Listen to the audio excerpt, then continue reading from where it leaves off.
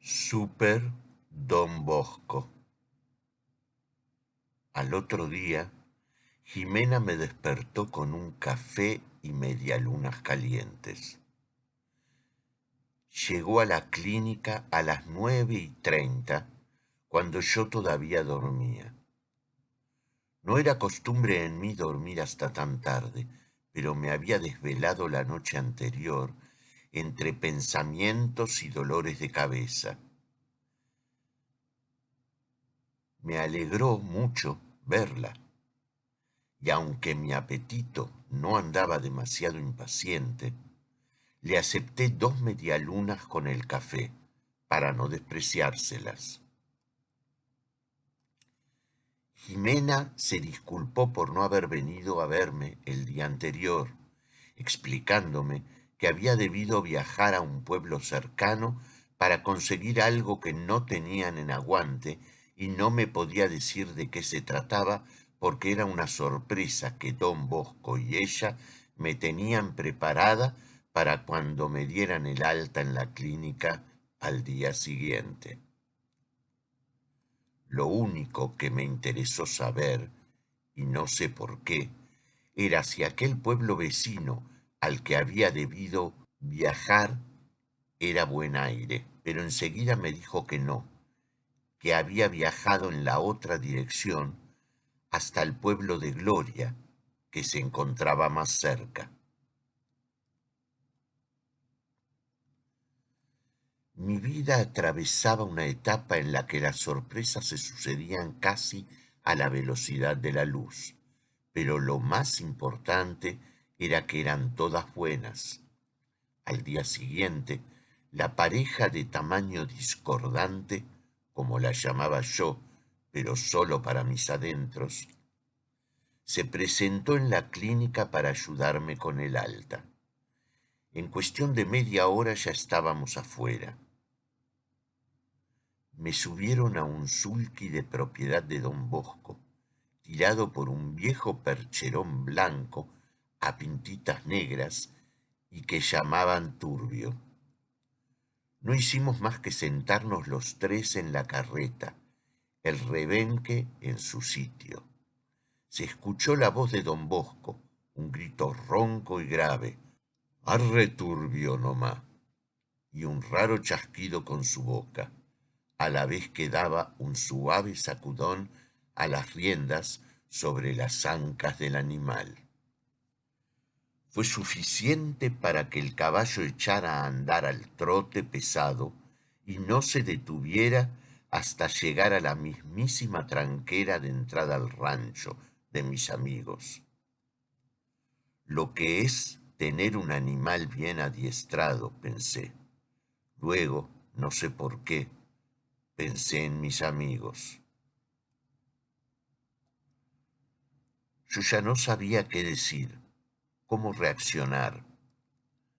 Jimena y don Bosco, entusiasmados, me mostraron su amplio y modesto rancho y el cómodo dormitorio que sería el mío, todo el tiempo que lo necesitara y hasta que decidiera dónde y cómo iba a vivir.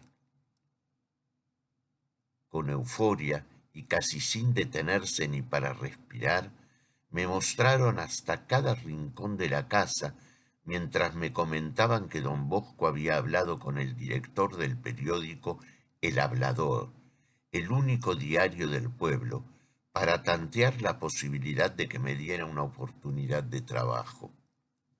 Me comunicaron que al día siguiente debía personarme para que me tomara una prueba, pero que se trataba de un trámite más bien burocrático. El periódico le debía importantes favores al comisario y en especial a su ayudante, y no escatimaría esfuerzos en concretar dicha oferta de trabajo, pues le convenía mantener buenas relaciones con la policía del pueblo. Cuando me mostraron la amplia y cómoda cocina de la casa, Jimena aprovechó para extraer del refrigerador un pavo de dimensiones que jamás había visto. Con el orgullo estampado en su sonrisa, Me comentó que ese era el motivo por el cual no había podido cumplir con la prometida visita a la clínica. Esa era la sorpresa, una cena que prepararían en mi honor al otro día, con un pavo horneado solo para las grandes ocasiones, y que había debido obtenerlo viajando 80 kilómetros, ya que en Aguante jamás se habían vendido aves de semejante tamaño. Y así fue. Empecé a trabajar al día siguiente y por el hecho de que en un principio me hicieron saber que debería utilizar un escritorio provisorio durante la mañana y otro en otro sector durante las horas de la tarde, pude comprobar que de verdad no tenían un lugar fijo disponible para mí y por algún motivo que yo desconocía, el diario hacía un verdadero esfuerzo para contratarme. Pero en ese momento yo no podía pensar en otra cosa que no fuese empezar a trabajar. Ya no contaba con la jubilación de mi difunta madre. La casa aún no se había vendido y yo tenía funciones fisiológicas que cumplir conmigo mismo. He comentado ya sobre la poca seriedad que tiene esto de vivir. Pareciera ser que el solo hecho de nacer ya fuese una broma que va retroalimentándose a medida que uno vive. Un pequeño copo de nieve indefenso y utilizado por los niños para jugar puede ir rodando indefinidamente y en su trayectoria de acumulación del mismo material que lo compone, verse de pronto convertido en un inmenso y amenazante objeto capaz de provocar una luz y sepultar vidas enteras bajo sus escombros. El irascible Don Bosco, de un temible y violento enemigo, se convierte, como de la noche a la mañana, en mi mejor amigo, mi aliado más confiable. ¿Cómo es posible? De la misma manera que fue posible que se erigiera en el ser más querido y respetado de Aguante, todo un héroe, como apenas unos meses atrás había llegado al pueblo como un perfecto desconocido. Carlo Bandone había llegado a Guante. Todos pensaron, dando crédito a sus propios dichos, que se trataba de un joven comerciante exitoso que había venido al pueblo, solo y atraído por sus aires desprovistos de contaminación, su naturaleza, las montañas y el amplio lago.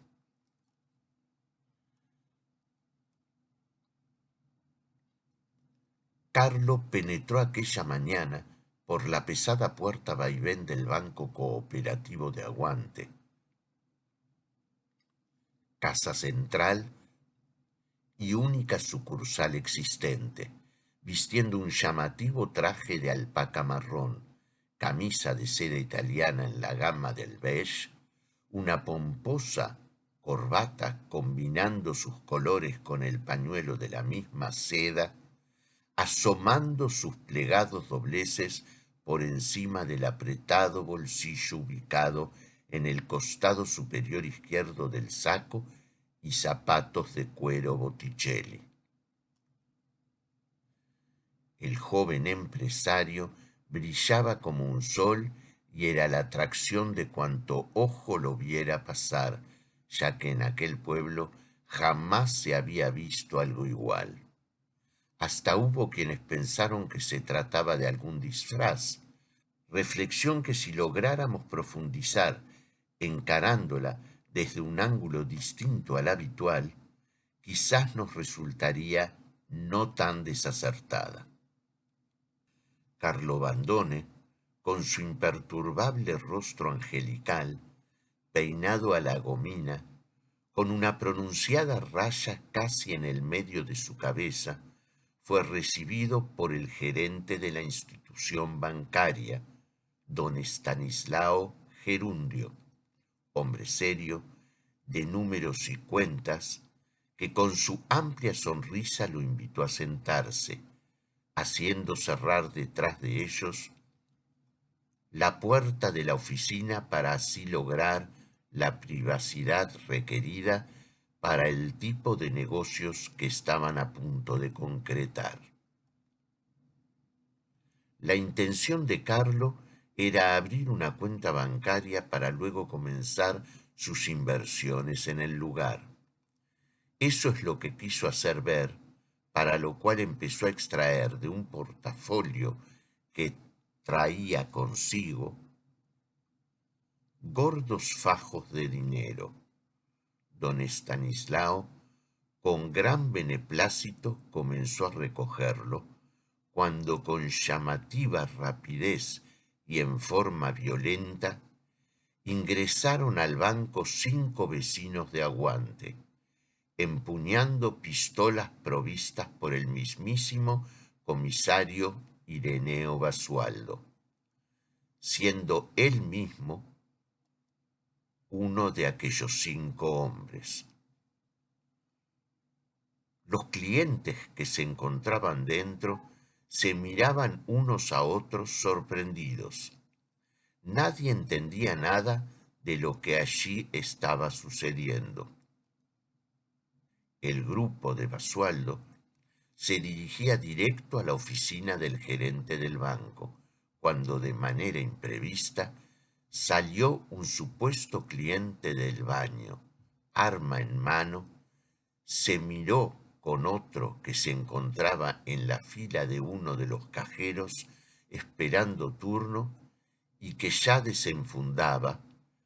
Ambos se hicieron señas con otros 2 que, también empuñando armas, se dirigían a la misma oficina, mientras un 5.º hombre, con total naturalidad, entraba al banco, trabando su puerta por dentro. Luego, lo único que se escuchó fueron disparos, gritos de desesperación de la gente y una voz potente que gritó: «¡Todos al suelo!», tras lo cual no quedó ser viviente en pie en el lugar que no fuera don Carlo Iboro, otro de los secuaces. Los demás, incluyendo al comisario y sus 4 ayudantes, yacían en el suelo, producto de las balas. Se hizo un silencio fúnebre en el lugar, rodeado del humo de la pólvora. El sonido de la tos de algunas personas develaba que quedaba gente con vida, pero con mayor o menor urgencia, todos necesitaban atención. Previo a la llegada de Carlo Bandone al pueblo, habían estado en los grandes almacenes de Venancio al Trote, uno de los negocios más prósperos, no solo de Aguante, sino de toda la zona. Habían reducido hábilmente a todos, pero para mostrar y convencer tanto a la clientela como a los empleados y propietarios que se trataba de una operación seria, puesto que nadie ahí había pasado nunca por algo así, debieron cortar la garganta de uno de los jóvenes empleados del almacén ante la vista atónita de los restantes. Los secuaces pudieron así con total impunidad acceder a una inmensa caja fuerte blindada y obtener suculentas cantidades de dinero que se alojaban dentro, ante la actitud zombie del resto de la gente, que con desesperación observaba emanar abundante sangre de la garganta del moribundo que yacía en el piso. El resto de lo sucedido creo que será bastante simple de deducir, sin necesidad de entrar en mayores detalles. Lo cierto es que en el término de 1 hora y media aproximadamente, Aguante, de ser un pequeño pueblo cuyos habitantes habían vivido siempre tranquilos y en paz, de ver repetirse la rutina día a día con el tradicional cacareo del gallo de cada mañana, pasó a convertirse en un enorme infierno de violencia, sangre e incertidumbre para todos. Don Bosco, que acababa de llegar al pueblo y era todavía muy nuevito, debió quedarse custodiando la comisaría mientras el comisario Ireneo Basualdo y los 4 vecinos voluntarios del pueblo se encaminaban a realizar tan peligroso trabajo. Fue Jimena que, con evidentes señales de trastorno en su rostro, irrumpió en la comisaría mientras don Bosco, recostado sobre el sillón hamaca del comisario, con las piernas extendidas y apoyando los tacos de sus botas sobre el borde de la mesa escritorio, limpiaba las uñas de los dedos de sus manos con una sevillana automática. Fue muy mal momento para conocerse, pero ese fue el momento, y no había nada que pudiera cambiarlo. El joven especialista en operaciones comando conoció en aquella situación a una Jimena que no era ella. Solo más tarde, pasada toda la odisea, podría comprobarlo. Jimena estaba muy nerviosa, hablaba entrecortado y no dejaba de temblar. ¿Qué le ha pasado, señorita? ¿Qué puedo hacer por usted? Don Bosco era bruto, pero tenía un corazón de oro. Empezaba a preocuparse por Jimena como si la conociera. Cuando ella pudo calmarse, le explicó: es mi tío, está herido en la clínica. ¿Y quién es su tío?, preguntó don Bosco con incredulidad. Es el comisario del pueblo, Ireneo Basualdo, contestó irritada Jimena, como si el joven tuviera que saberlo. Oh, perdón, señorita, perdón, yo no sabía nada. Don Bosco saltó en ese momento de la hamaca, guardó su sevillana y mientras escuchaba todavía la alterada voz de Jimena impartiendo instrucciones de su tío para su ayudante, salió de la comisaría retumbando sus tacos sobre la hueca madera del piso. Había habido heridos y muertos en la toma del banco. Pero don Carlo, a pesar de haber perdido a todos sus hombres excepto uno, mostró ser bastante condescendiente y permitió que retiraran a todas las personas ensangrentadas sin detenerse a distinguir entre heridos y muertos. Esto permitió salvar la vida al comisario, pudiendo detenerle la hemorragia. Ya se encontraba internado en la clínica, fuera de peligro, pero le esperaban varios días de reposo forzoso. Ireneo, cuando todavía articulaba las palabras con cierta dificultad, requirió hablar con su sobrina, la que debió acercar su oído a la boca del tío para poder entender lo que éste quería decirle. Hija querida, debes ir a hablar con don Bosco. Empezó a toser con fuerza mientras mostraba gestos de dolor. Tranquilo, tío, no se ponga nervioso. ¿Quién es ese Bosco? ¿Dónde está? Es mi nuevo ayudante. La comisaría, hija. Está bien, entendí, tío. Quédese tranquilo. Bueno, despacito y sin agitarse, Diga, mi tío, ¿qué debo decirle a ese Bosco? Dile que cierre la comisaría con las llaves y la tranca y, haciendo gestos con su mano, que me venga a ver urgente, urgente. Un fuerte acceso de tos le impidió continuar hablando. Entendí, tío. Quédese tranquilo. Iré a decirle ya mismo a su ayudante que venga a verlo. Jimena le dio un beso en la frente a su tío, acarició su mano y se despidió. A raíz de que la sala de internación era abierta y albergaba 35 camas de enfermos, el comisario dispuso su propio traslado momentáneo a una oficina cerrada donde hubiese la suficiente privacidad. Nunca nadie supo de qué hablaron a puerta cerrada en la clínica el comisario Ireneo Basualdo y don Bosco.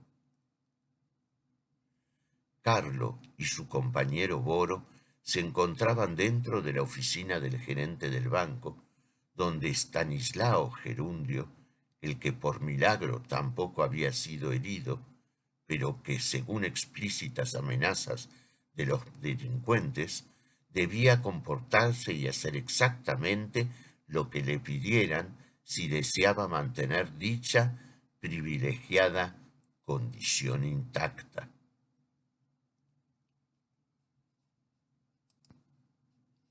Atemorizado de muerte, inmovilizado por el pánico, Estanislao había aceptado todas las condiciones sin reservas. Los malhechores disponían de una amplia y detallada visión del resto de los clientes, ya ninguno herido, debido a que el gran salón y principal de la institución se encontraba separado de la oficina del gerente por una simple mampara de vidrio transparente.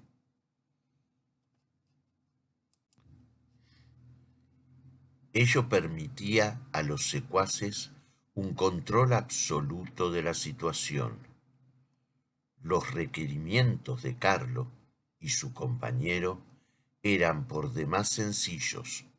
A la suculenta cantidad de dinero que habían traído de los grandes almacenes del pueblo, agregaron, merced a la espontánea colaboración del gerente del banco, otra importante suma que ya se encontraba en su poder. Lo único que la pandilla, que había quedado reducida a 2 hombres, solicitaba era una salida inmediata a su libertad permanente y asegurada. Carlos sabía que el intendente de Aguante, Rodrigo Raiz, hacendado, arraigado a aquellas tierras a través de largas generaciones, hombre ausente en los cotidianos quehaceres del lugar y que pasaba la mayor parte del tiempo en su amplia y lujosa finca, poseía una avioneta Cessna 152 para casos de urgencia en el pueblo o viajes particulares que él a veces realizaba. Don Rodrigo también se encontraba fuera, a las puertas del banco, rodeado de una multitud que deseaba ver terminada aquella pesadilla. Sonó el teléfono en la oficina del gerente. Estaban esperando de un momento a otro novedades respecto de la avioneta que los secuaces habían solicitado con tanque de nafta lleno y piloto, además de la condición de llevar al intendente con ellos en calidad de rehén para poder asegurarse el salvoconducto definitivo. Estanislao Gerundio. Sí, hable. Al gerente le temblaba el auricular en la mano.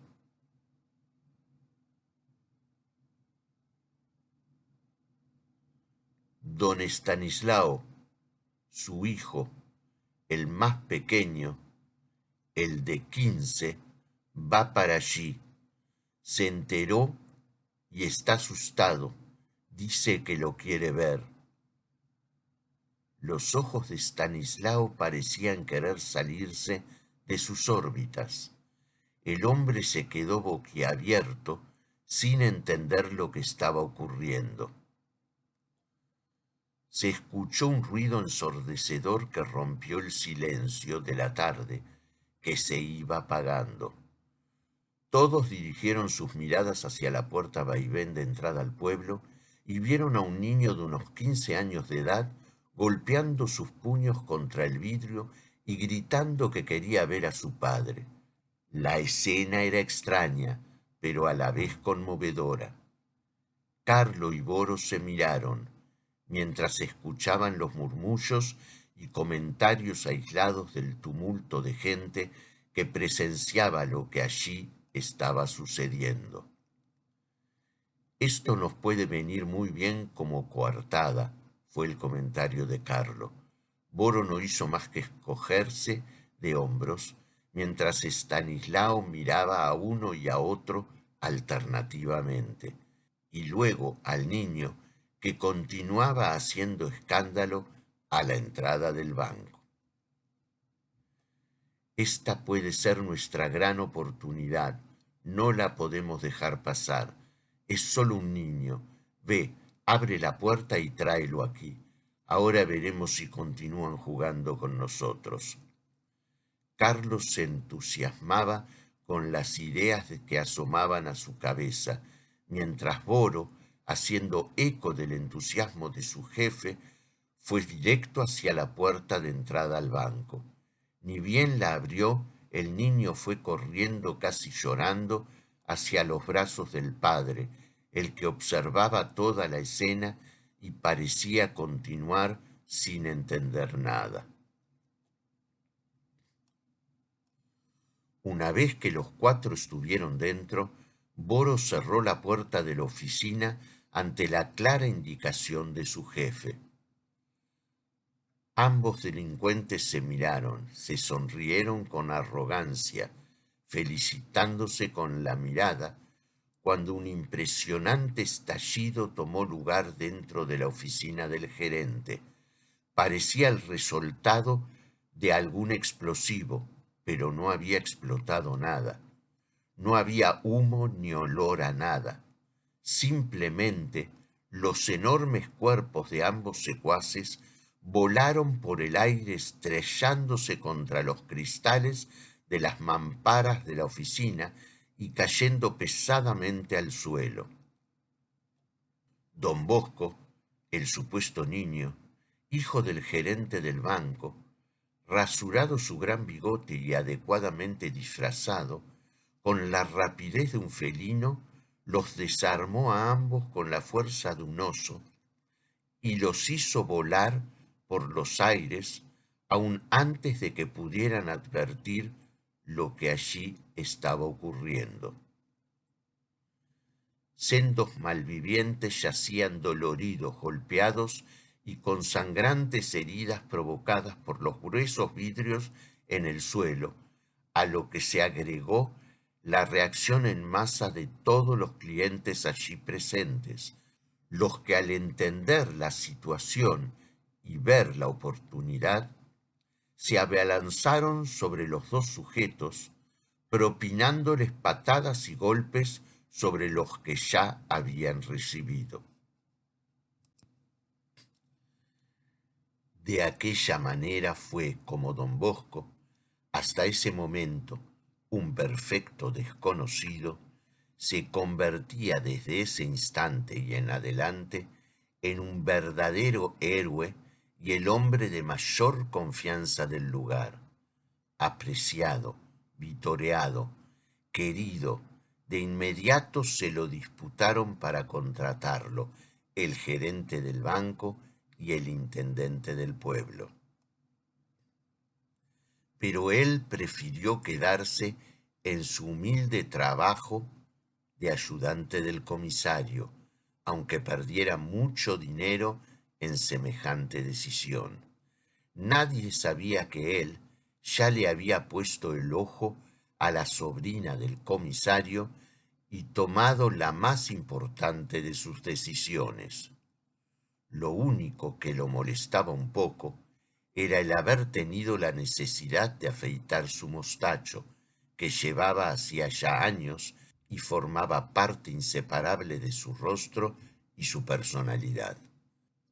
Pero como bien le insinuó el comisario Basualdo, luego, cuando festejaban el éxito de la operación: «No te preocupes, muchacho, no te han cortado los dedos, son solo los bigotes, que siempre vuelven a crecer, y en tu caso será más que rápido. Les podrás dar el tamaño que desees». Nuevamente, la correcta utilización de los tamaños, la confusión producida entre un pequeño e inocente niño que resultó ser la violencia bien aplicada de un gran adulto, logró extraer a los habitantes de aquel lugar de la enorme pesadilla sufrida, devolviéndolos al lugar de tranquilidad y pacífica convivencia que aquel pequeño pueblo de Aguante nunca debiera haber abandonado.